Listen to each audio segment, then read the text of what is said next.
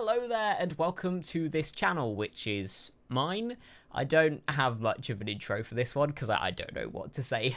Just hope you're all doing well, having a lovely week, but also thank you so much for 300 subscribers. Like, we're well past that now. Kind of very scary, but thank you so much. It means so much to me. Today we're going to talk about a little Spanish film called Official Competition, which is out now in the UK. I think it came out last year other places. However, it's out this weekend in the UK and it's on Curzon Home Cinema and selected theatres. So let's get into it. I don't usually cover everything that comes out every week because I only really cover on this channel things that I love and things that I have good things to talk about. And Official Competition has that in bucket loads. So what is Official Competition? When an old rich millionaire suddenly decides that he doesn't have any legacy or any bragging rights, he decides that he's going to bankroll a movie, because everyone remembers and loves movies, but not just any movie. He wants to make the world's best movie. In order to do this, he enrolls Penelope Cruz, which is this really artistic and prestigious director, who then brings in two actors who are feuding against each other, who hate each other's guts. They must learn to become friends or not, and chaos ensues. This film follows like the rehearsal process for making this film and shows us the very, very messy and questionable world of the film industry. They propose this film as a comedy, but honestly don't go into this thinking it's a comedy. It's really just a drama with light-hearted moments here and there. I didn't really laugh at a lot of it, but it is just an enjoyable film to watch. But what did I love about this film? First up, let's talk about the themes, because that's really where this film gets me. From my point of view, this film is about sort of the film industry and how it's full of just awful human beings, just full of liars and cheaters. And it's also about struggling artists who just want to create good works of art and good films and are not interested in like the awards or the money. It really does take a stance of anti-film industry, which is really interesting for a film to do. Hello, Editing Harry here. Just to quickly say that there are some really lovely people and amazing people in the film industry. Not everyone is awful. I thought it was important to just say that. And these themes are quite complicated to get across if you wanted to do it in a good way. You could easily just show all of the actors being awful people or the directors being awful people. However, like, Official Competition do it in such a more sophisticated and well executed way, and the way that they do it really takes you off guard. This film lures you into this sense of narrative, into this sense of normal structure, because you can read Save the Cat and you understand like what film structure is. However, this film, it leans into that and then just rips the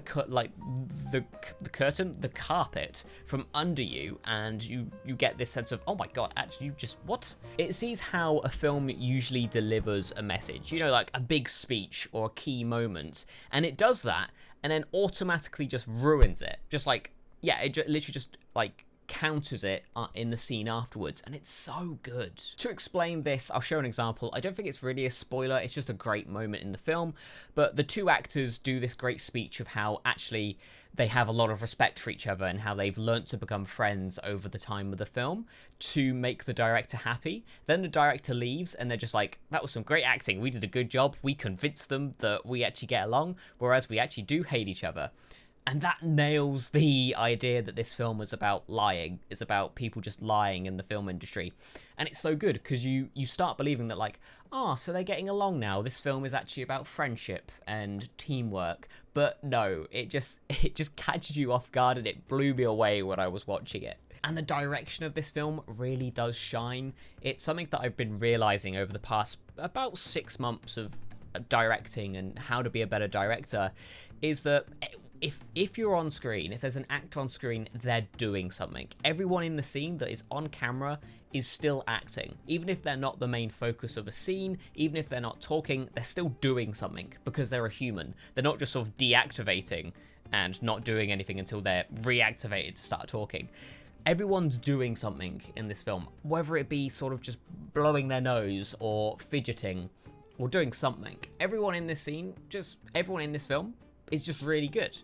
And I feel like Spielberg does this a lot. I was rewatching all the Jurassic Park films, and everyone in the scene, everyone in the frame is doing something and they're acting.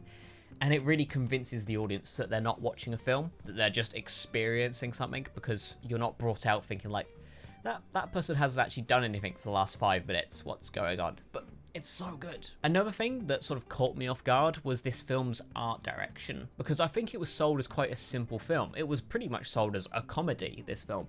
However, the art direction really excels into parts of my knowledge that I don't even really understand. Because there's this motif throughout the entire film of this recurring, like, green marble, which is throughout all of the sets, but also is the background for the intro cards.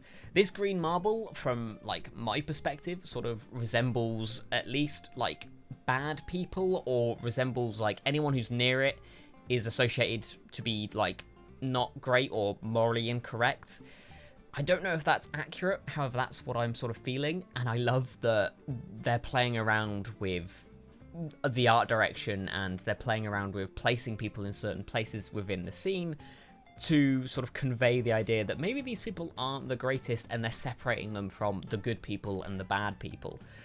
If you do give it a watch, you'll sort of see what I mean. It's just like certain characters are located underneath the green marble, some of them are placed far away from the marble, and it feels really on purpose. No matter like my brain power and not understanding it aside, I love that it makes me think about that. A film that makes you think is kind of great, and we love to see it. Lastly, let's just talk about the sound design, because there's some moments in this film that are like really like unsettling, and you really don't like it. However, you can't stop watching, because like what we're seeing on screen is so like weird, peculiar and unique that you sort of just like sit through it being like, I don't like this, but also this is a different experience, which is really interesting and kind of what this film's going for. You know, this film is all about the unsettling, uncomfortable parts of the film industry, and yet we still watch films. We know this stuff is going on, but yet we still watch films.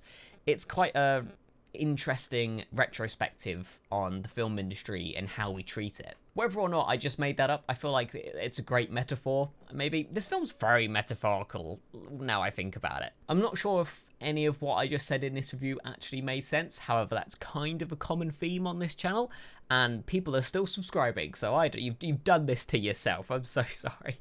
But that's what I thought about Official Competition. It's a great watch, and it's only like an hour and 55 minutes long, so there's nothing better than a -2 hour film. So thank you so much for watching and sticking with me.